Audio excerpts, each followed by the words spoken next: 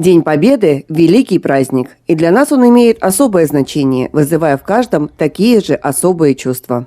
75 лет назад закончилась самая страшная в истории война. Но память о ней не меркнет с годами, а вместе с ней и чувство благодарности к живым и павшим, отстоявшим право нашей Родины на жизнь и свободу. В этом году в связи с распространением коронавирусной инфекции в Сосногорском районе, как и по всей стране, мероприятия в честь Дня Победы состоялись в не совсем обычном формате. Не было многолюдных митингов и гуляний, не прошел по улицам бессмертный полк. Однако это нисколько не помешало сосногорцам отпраздновать великий день. Праздничное утро 9 мая началось с возложения цветов к памятным местам. Память павших в годы Великой Отечественной войны почтил глава Сосногорского района Сергей Дегтяренко.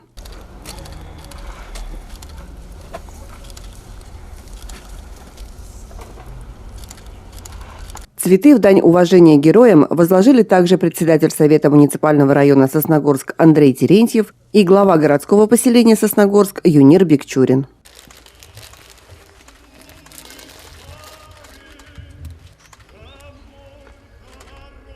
Уважаемые сосногорцы, ветераны, поздравляю с этим светлым праздником. Самым важным праздником для нас, для россиян, который является такой скрепой, которая делает нас, как государство, более сильным, более мудрым, ну и более стойким. Весь день к мемориалам в Сосногорске, Пожне, Устюхте жители и представители общественных организаций и предприятий несли цветы. Из-за ограничительных мер мероприятия состоялись при строгом соблюдении санитарных правил безопасности и без главных участников торжества – ветеранов Великой Отечественной и тружеников тыла. Однако и здесь выход был найден. Атмосфера праздника была доставлена в каждый двор, где сегодня живут фронтовики. Сосногорские артисты организовали тематические выступления с борта стилизованной машины. Песни военных лет услышал в этот день каждый ветеран, выглянув из окна своей квартиры.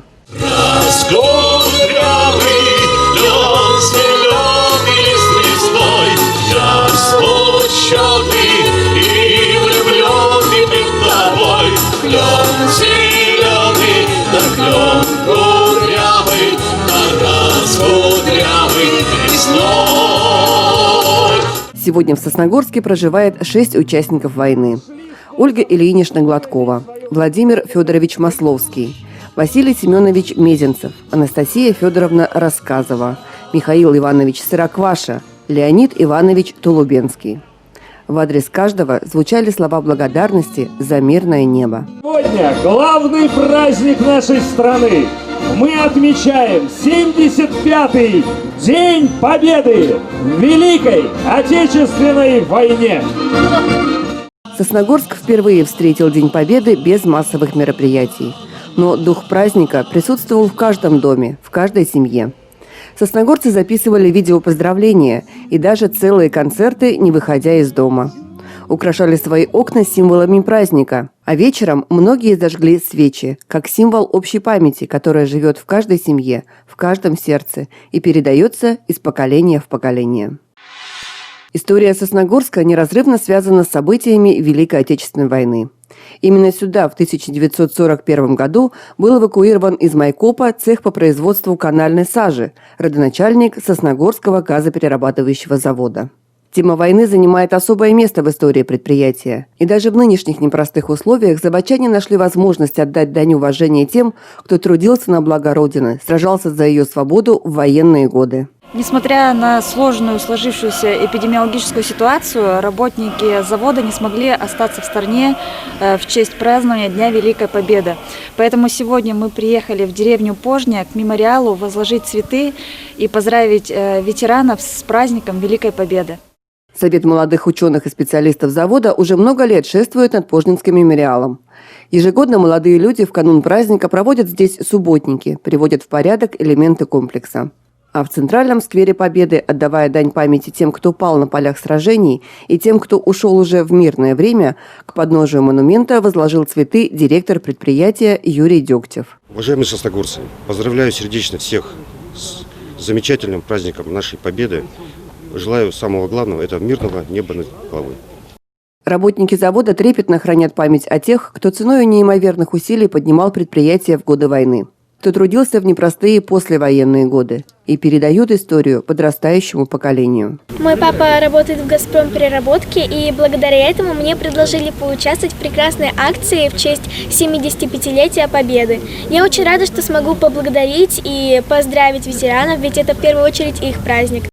Ане выпала честь не только поздравить ветеранов, приехав к каждому лично, но и исполнить для них всеми любимую песню. Расцветали яблони и груши, поплыли туманы над рекой.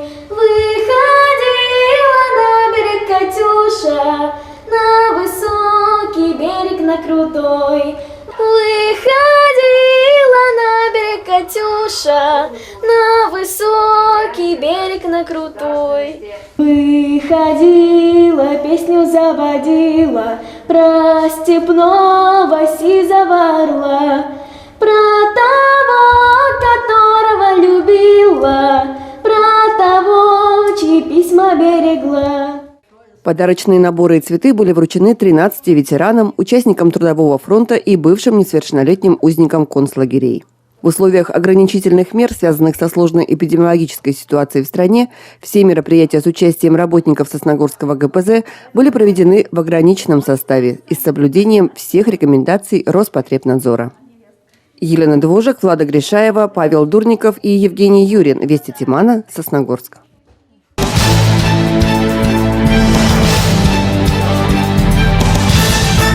С 15 мая вступило в силу частичное смягчение ограничительных мер режима повышенной готовности в Республике Коми. Такое решение было принято на заседании Республиканского оперативного штаба по противодействию новой коронавирусной инфекции. О том, почему ограничения сняты лишь частично, рассказал временно исполняющий обязанности главы региона Владимир Уйба. Мы готовились выйти на первый этап снятия ограничений. К сожалению, кроме тех двух очагов, о которых я вам говорил, в Микуне и в Чикшино, у нас еще добавились 2 очага в Усинске, и тем самым мы снова пошли вверх по заболеваемости, и это нас вывело из коридора, по которому мы имеем право выйти на первый этап. Но сегодня на оперативном штабе мы все-таки приняли решение, что часть мероприятий от первого этапа мы все-таки себе можем позволить, а именно прогулки на свежем воздухе, но не более чем по 2 человека, и занятия физкультурой на свежем воздухе также не более чем по 2 человека, но обязательно в средствах защиты. При этом посещение стадионов, детских площадок и других мест массового пребывания людей по-прежнему запрещено. Спортивные объекты продолжают оставаться закрытыми. Режим самоизоляции сохранится для пожилых людей старше 65 лет и имеющих хронические заболевания. Работодателям рекомендовано сохранить дистанционный режим работы сотрудников, если это не нарушает режим функционирования организации, или ввести, где возможно, посменную работу. Также с 15 мая откроют бани, но без парных. Все остальные ограничительные меры, принятые ранее, продлеваются до полуночи 21 мая. Павел Дурников, Вести Тимана, Сосногорск.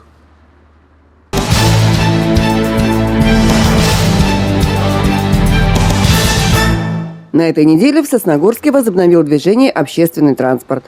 Такое решение принято на оперативном штабе по противодействию распространению коронавирусной инфекции. Помимо городских 11 и 21 вышли на маршруты 101 Сосногорск-Устюхта, 109 Сосногорск-Поляна и 103 с сообщением до дач.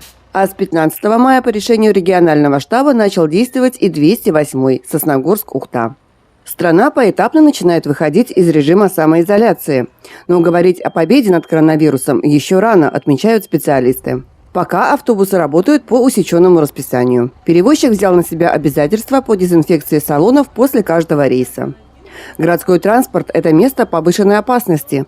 И даже при условии соблюдения Сосногорским АТП всех рекомендаций Роспотребнадзора, скопление людей – это всегда риск. Поэтому в сегодняшних условиях от поездок на общественном транспорте без острой на то необходимости пока лучше все-таки воздержаться.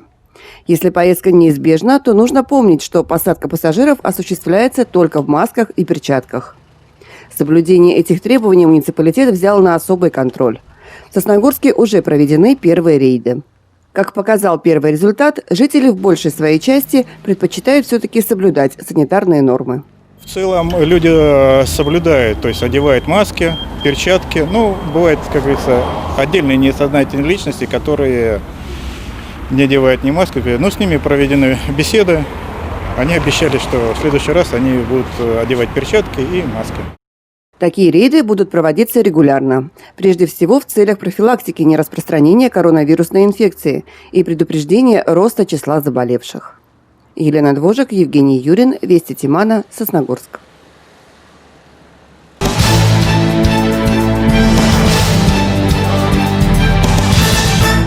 Паводковая ситуация в Сосногорском районе продолжает оставаться в зоне особого внимания местных властей. Напомним, в период весеннего половодья на территории района подтопленными оказались 33 дома в 3 населенных пунктах. Это Пожня, Керки и село Устюхта.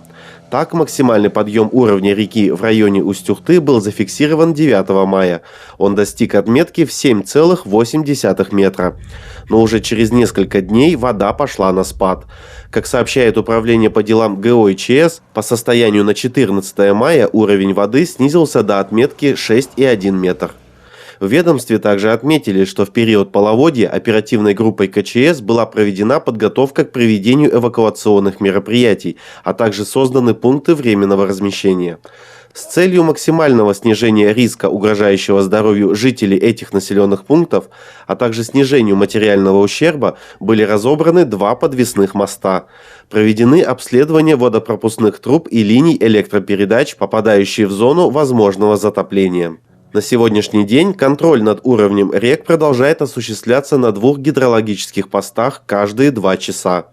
Также продолжается вестись информационная и разъяснительная работа с жителями, попавшими в зону подтопления. Павел Дурников, Вести Тимана, Сосногорск.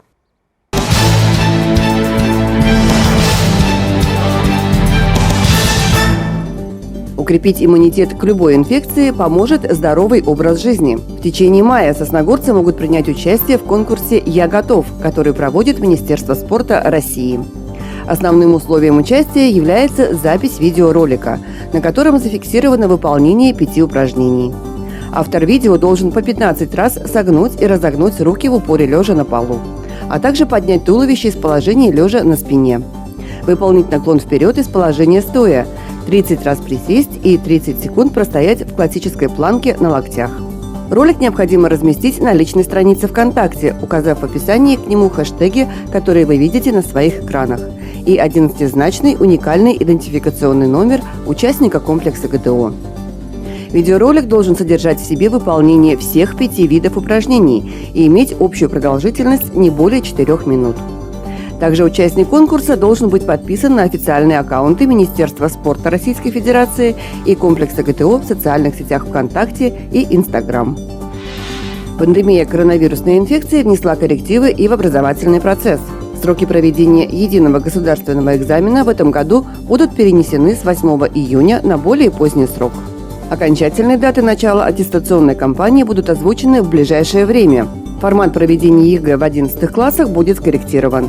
Учащимся, которые не планируют поступать в высшее учебное заведение, в аттестат могут выставить отметки по итогам года.